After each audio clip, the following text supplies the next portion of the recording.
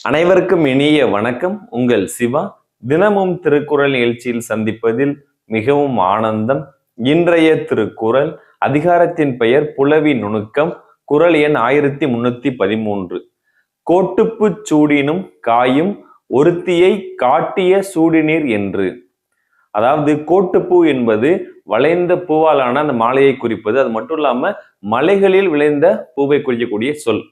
அதாவது தலைவி தலைவனிடத்தில் கோபமாக இருக்கிறாள். அந்த கோபத்தை சமாதானப்படுத்துவதற்காக தலைவன் மரக்கிளைகளில் விளைந்த அந்த பூக்களை பறித்து மாலையாக அணிந்து தலைவியை பார்க்க செல்கிறான்.